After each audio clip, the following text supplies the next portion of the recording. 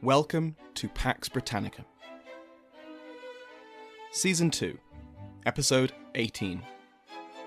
Rebellions are built on hope.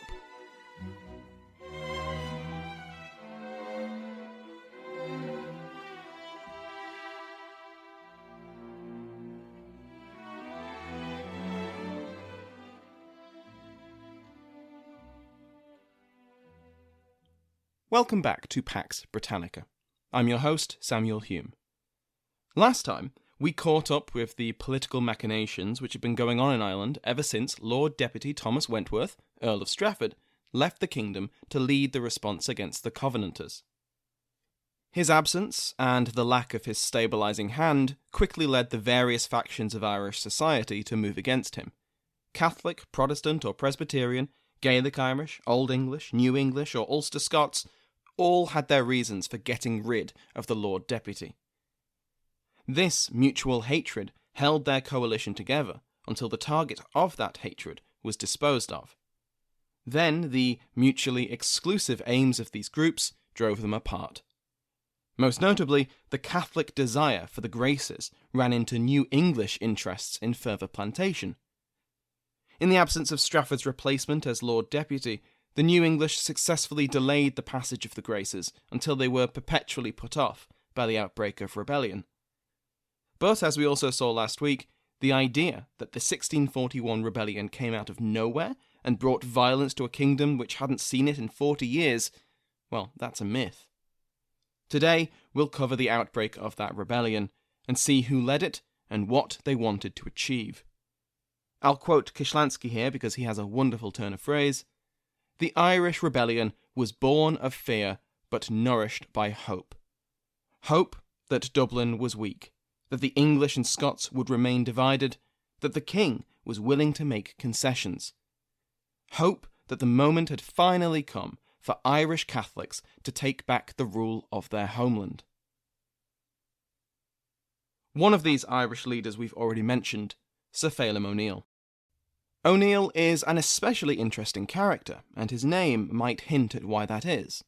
He was an O'Neill, the family which had been such a powerful thorn in the side of the English administrators since before the 9 Years' War. His grandfather, Sir Henry Oge O'Neill, had fought for the great O'Neill himself, Hugh O'Neill, Earl of Tyrone. Sir Henry was married to Hugh O'Neill's daughter, but this bond wasn't enough to keep Sir Henry on the Earl's side, and he defected alongside Turlough MacHenry O'Neill of the Feus.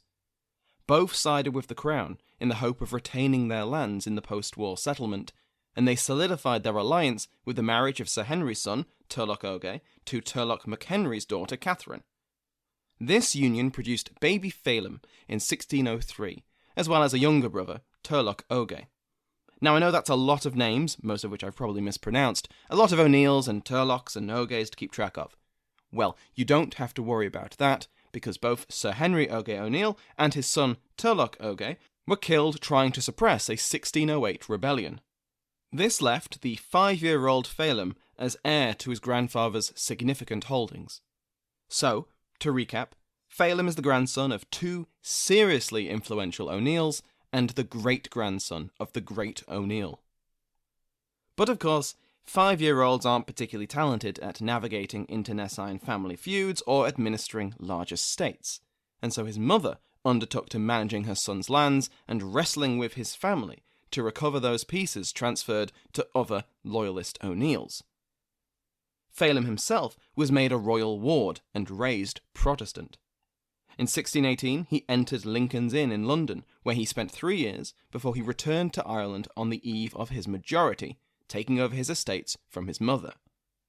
In 1628, Phelim reconverted to his native Catholicism, but this caused no immediate change to his career path. As an Ulster notable, he served as both a Justice of the Peace and as a Member of Parliament, and he was in the 1641 Parliament as the member for Dungannon. In 1639, he was knighted, partly through the influence of the Earl of Antrim, whose family his younger brother had married into. Now, Sir Phelim was a highly connected, wealthy Gaelic Irish landowner, despite owing more than £12,000 to his creditors. He was the chief of his name, as Tim Harris describes, one of the most wealthy and powerful O'Neills, if not the most wealthy and powerful O'Neill. He was also one of the so-called deserving Irish, and fully integrated into the plantation system. In 1624, he held over 4,500 acres of land, and he was quite willing to turf off his Irish tenants, his ancestral O'Neill dependents, to bring in English colonists who were willing to pay more in rent. Sir Phelim O'Neill was not alone in the leadership of the upcoming rebellion, and in fact was quite late in joining the conspiracy, though he was well aware of their plans. Conor Maguire, 2nd Baron of Enniskillen, was one of these earlier conspirators, though he was likewise not among the first. Maguire was another of the leading figures in Ulster, attending both the 1634 and 1640-41 parliaments, and it was while attending it in February 1641 that Maguire was approached and brought into the conspiracy. Maguire wasn't included in the plot for his wealth. In fact, the prospect of his substantial debts being wiped clean appears to have been a strong motivator for joining the conspiracy. Rather, his value to the plotters was his wide-ranging familial connections, through Ulster, through his father's family, and in the Pale, through the connections of his wife. They also spread further afield. Along with his brother Rory Maguire, he dispatched a letter to Old Uncle Owen. Old Uncle Owen was, of course, Owen Roe O'Neill, the great-nephew of the Great O'Neill, the Earl of Ulster. Uncle Owen had left Ireland early in his life, possibly during the flight of the Earls in 1607, and ever since he'd been a competent officer in the Spanish army. Owen O'Neill would be a key ally and organiser of both the 1641 rebellion as well as an earlier plot, but he won't arrive in our story until he arrives in Ireland in 1642. But when he does arrive, he'll make a splash. It's not an exact comparison, but it does help to think of him as the Irish counterpart to Alexander Leslie, a military commander with decades of experience returning home to fight for his religion and his people. But he isn't here yet. The third figure of importance early in the conspiracy was Rory O'More, or alternatively, Roger Moore.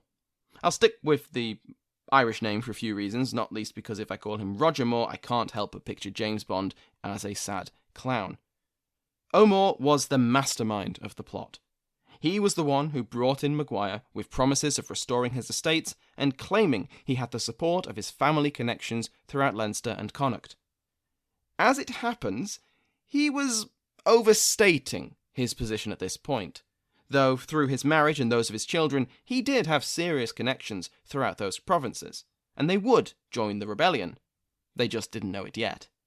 O'More's biographer proposes that unlike Phelim O'Neill and Maguire, who were heavily in debt and sought financial benefits from the plot, O'More was more interested in re-establishing the prestige and the power of his family. Once he'd brought everyone together, though, O'More took a back seat, while the others transformed vague whisperings of dissent into a firm plan of action. And what was that plan of action? To put it simply, it was in two parts. The first would be the uprising in Ulster, with Phelim O'Neill's seizure of Charlemont Fort and others. The second would be a military coup against the seat of Irish government, Dublin Castle. This would be led by Maguire and O'More. The Lords Justices and the Privy Council would be captured and the castle seized by a small force.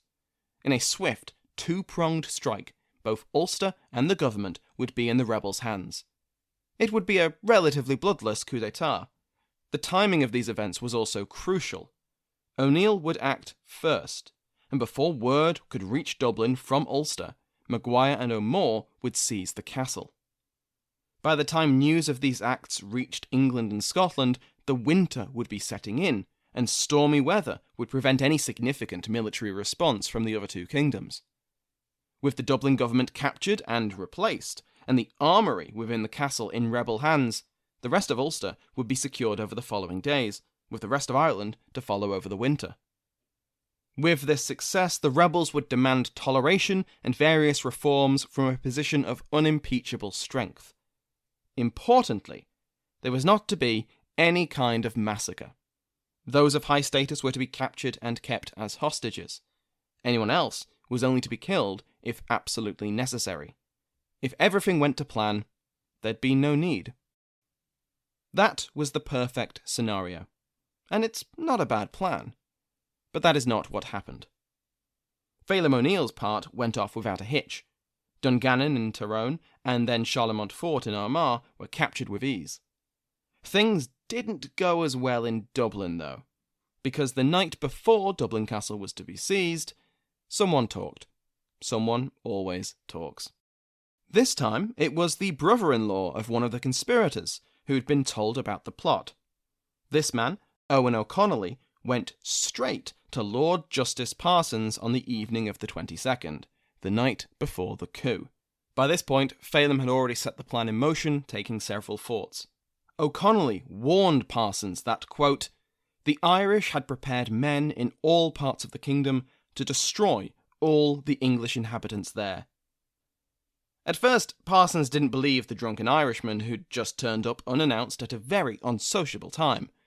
But after conferring with his more military-minded colleague Bollez, they decided to act. The next morning, as they were preparing to enact their coup, Maguire and his allies were arrested. This included the informant's brother-in-law, Hugh McMahon, which would make family dinners somewhat awkward. Not included in the roundup was O'More, who was apparently suspicious of O'Connolly, and after the latter had disappeared into the night, he changed his sleeping arrangements. So he was elsewhere when the soldiers arrived to take him into custody, and he managed to escape the city. O'More's lucky escape notwithstanding, this was a disaster. Without the decapitating strike at Dublin Castle, with all that entailed, what had been intended as a swift overthrow of a weak and struggling government was now set to be yet another rebellion. This had more repercussions than you might immediately think.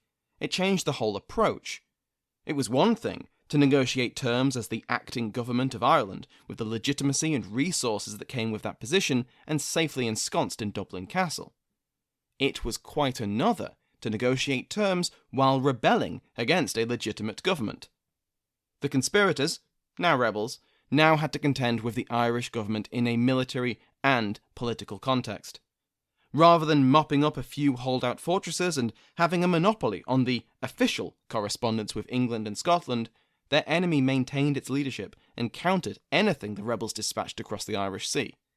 Another downside of Maguire's failed coup was that, to state the obvious, the uprising in Ulster had to carry on, rather than remaining a limited strike to support the Dublin coup. That meant the rising changed in character. The seizure of Dungannon and Charlemont had been led by the gentry and their retinues. They were disciplined, they had political objectives, and knew they were part of a larger machine. As Harris puts it, quote, whatever the original intentions of the gentry leadership, they failed to maintain control over what quickly became a popular rebellion with a momentum of its own, as the common people rose in large numbers to vent their own resentments against the Protestant planters. End quote. Because the rising turned into a rebellion, we have to consider multiple different and sometimes contradictory motivations for those taking part. And the motivations for the rebellion define how we describe it. Again, to quote Harris, was it at heart a nationalist uprising, a revolt against English rule, an attempt to overthrow plantation, an ethnic conflict fueled by hatred of the English as a people, or in essence a religious revolt of Catholics against Protestants? To varying degrees, it was a mixture of all of the above, and yet, at the same time, never quite any of them. So, since we've already mentioned them, let's start with the leadership and what they hoped to achieve. Sir Phelim and those like him were, remember, the deserving Irish. Unlike other Gaelic and even Anglo-Irish landowners, Sir Phelim and his allies were secure in their titles. They'd been assured by their ancestors siding with the English 40 years previously, and they'd been built upon within the existing plantation system. What irked them was their lack of opportunity within this system, and a general fear that the ascendant English Parliament would reduce that opportunity even further. They wanted to be more competitive within the plantation system, in a system which heavily restricted how much land they could buy and who from. In his biography of Sir Phelim, Gerald Caseway sums up their position as so. To protect their positions and redress former grievances, O'Neill and other Catholic landholders sought ways to preserve, not overthrow, the colonial system that gave them status and influence. End quote. Throw in the significant debts that Sir Phelim and others held, with the promise that those debts would be wiped away, and you have strong motivators for the conspiracy.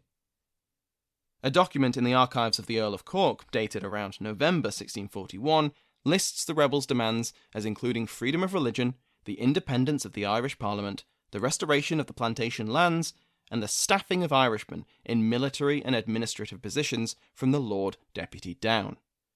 They actively drew on the example of Scotland, which had achieved similar results during the last few years. But of course, once the Dublin coup failed and the rebellion spread, the personal ambitions of the leadership had to share the stage. Of course, rebels in each region and each individual rebel balanced their own motivations, religious, economic, and political, and so it's difficult to ascribe monolithic aims to so many people. But we can see some broad trends, especially in Ulster, and early in the rebellion. We touched on the dismal economic situation in Ireland, and particularly in Ulster, last episode. Gaelic Irish peasants were not pleased to live within a plantation system where their landlords, whether New English or otherwise, were motivated to hike their rents or evict them outright with little notice. Their competition was not for more land titles, but for tenancies. British settlers, brought in by undertakers or attracted on their own by affordable rents, were generally able and willing to pay much more than the native Irish. As we will see in the next episode, some of the first civilian targets of the rebellion were English tenants invited by Irish proprietors, including the tenants of Sir Phelim himself. These were powerful resentments which would bear brutal fruit in the coming months. Worse, even if they were able to hang on to a place to live, Irish labourers found that they were paid much less for the same work than their English, Scottish or Welsh neighbours. The economic downturn had made all of these problems even more pronounced. Add in the other forms of religious and ethnic discrimination which native Irish faced on a daily basis, and you have a powder keg. It's worth mentioning that the fears of popery in England and Scotland, which had taken on a frightening avatar in the Catholic Irish army which Wentworth had raised, well, these fears were matched in Ireland, but in the reverse. The English and Scots, now their quarrels were over and allied in a rabid anti-Catholic agenda, were going to combine their forces and invade Ireland once again, and this time massacre any Irish Catholic they found. That was the fear, at least, and indeed the leaders of the rebellion attempted to steer the violence away from Scottish plantations, in part to avoid bringing about this Anglo-Scottish alliance. Considering the rhetoric in the English Parliament, and decades of existing persecution, it isn't hard to see why these rumours took hold. It's one of the many tragedies of these events that this rebellion played a huge role in making those fears a reality, with the arrival of the Covenanter army in 1642 and the arrival of Cromwell in 1649. But we're getting ahead of ourselves. But what about that Irish army? The army of 7,000 to 9,000 men had been intended for an invasion of Scotland, but for a whole host of reasons that never happened. It had sat causing trouble at Carrickfergus on the coast of County Antrim on the northeastern coast of Ireland ever since. Many of these troubles were far from unique and indeed pop up whenever you have a large army garrisoned somewhere for a long period of time. Relations between a garrisoned army and local civilians can easily turn sour without careful management, and that's before you throw a range of ethnic and religious tensions into the mix. Riots erupted between the restless soldiery and disaffected locals, especially when you consider the high proportion of Scottish Presbyterians in the region and the largely Catholic makeup of the army. Locals were made to sell food and supplies to the soldiers at a fixed price, which was far lower than they could otherwise get, and sometimes only covered the merchants' costs. Local civilians rioted not just against the army, but against other sources of resentment, such as, for Presbyterians, the Church of Ireland clergy. The Irish army was a catalyst for social unrest, and something had to be done. But what was that something? Because no one could decide. Some wanted the army demobilised and disbanded. Fears that it could be used against Charles's enemies in England had motivated some of the greatest charges against Strafford. Those in Ulster, who had to contend with the hungry soldiers, were also in favour of getting rid of them. And of course, it was incredibly expensive to maintain, despite Charles insisting to the Lord Justices that they keep it in the field. He needed it as a counterweight to the Covenanters as the negotiations for the Treaty of London took place. However, in May 1641, Charles agreed to disband the army, and that presented another problem. What to do with several thousand trained and now unemployed soldiers? Allowing them to go about their business was just asking for an uptick in banditry, as well as, if they entered the service of disaffected Irish power brokers, more organised unrest. Let's just say that latter option may become relevant. So, Charles agreed to allow Spanish recruiting officers to hire a large number of these men. It would get them out of Ireland, at very little cost to the Crown, which estimated that just disbanding and paying the men would cost at least £10,000. This won support from some Irish, Scottish and English notables, especially those concerned about the cost of maintaining it, and the risk it posed to them.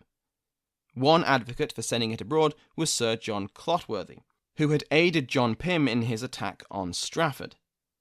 The Covenanters had also been very nervous about agreeing to disband their army while the Irish army was a short sail from Dumbarton Castle. So sending the Irish army away had its advocates, but it also earned opposition from others. Sir Symonds D'Ewes complained that if the Irish army served in the Spanish forces, it would tip the balance of power in Europe. Now, no disrespect to the fighting prowess of the Irish soldiery, but I'm not sure their arrival would allow the Habsburgs to pacify rebellious Portugal and Catalonia, finally crush the Dutch, and bring a victorious end to the 30 Years' War, which is what D'Ewes claimed would happen. But arguments against allowing the Irish army to serve Catholic European powers gained a vast amount of support when Charles announced in July that he would try and restore his nephew, Elector Louis Frederick, to the Palatine. It would be the height of folly, voices loudly declared in all three kingdoms, to allow such a resource to be given to future enemies. Aside from acting as yet another source of disagreement between various factions in the Stuart kingdoms, the Irish army played its own role in the 1641 rebellion. As Perceval-Maxwell states, echoing the words of contemporaries, important though the existence of the new army was in these respects, its continuing presence in Ireland played an even more significant role in contributing to the outbreak of the rebellion. Interestingly, and from the point of view of the Dublin authorities, suspiciously, many Catholic Irish opposed the export of the army. Lord Justice Parsons was suspicious of the concerted attempt by many Catholics in the Irish Parliament to block the departure of the soldiers to Spain. Could there be a political motivation behind this, aside from the justifications they used? These concerns were shared by the Earl of Ormond, who had been made the commander of the Irish army, and who demanded that his officers cease their correspondence with local Catholic leaders in September. The Irish army was the cause of huge strife between the parliaments of the three kingdoms, between Charles and his parliaments, and between Charles and his foreign commitments. As just one example of the cross-purposes and breakdown of trust within the three kingdoms, after Charles agreed to allow Spanish recruitment, the English Parliament voted to block Spanish vessels from sailing to Ireland to collect them. The Venetian ambassador, looking on, remarked that how little trust can be placed in the promises of this government. Perceval-Maxwell sums up the whole palaver as so. The Commons had placed their concern about the Protestant position on the continent above consideration of security at home and the international reputation of their king. End quote. It's a huge, tangled web of diplomatic embarrassment, political manoeuvring, familial responsibilities, and continental positioning. But the important takeaway from this is that the vast majority of the Irish army remained in Ireland at the time of the rebellion, though most had been disarmed. Remember that Intelligent Speech is coming up on the 24th of April, and I'll be talking about Charles II's incredible escape from the Battle of Worcester. I'll be joined by more than 40 other brilliant podcasters, and you can have access to all of them by going to intelligentspeechconference.com/shop. The early bird special has now ran out, and tickets are now $30. It's still a bargain, and if you use the code PAX at checkout, you'll get 10% off anyway. That again is intelligentspeechconference.com/shop, and use code PAX for 10% off. Thank you to my House of Lords, including but not limited to my royal favourite Mike Sanders, the Duchess of Devon Micheál, the Duke of Clarence Rory Martin, the Duke of Ormond Brendan Bonner, Bruce Simmons has been promoted to the rank of Marquess, and Linda Alton is now the Countess of Coventry. You can join their ranks by going to patreon.com/Pax Britannica. Every patron gets an ad-free feed, and higher ranks come with more bonuses. Thank you, again, to my entire House of Lords, to Sounds Like an Earful for the interval music used in today's episode, and, as always, to you for listening.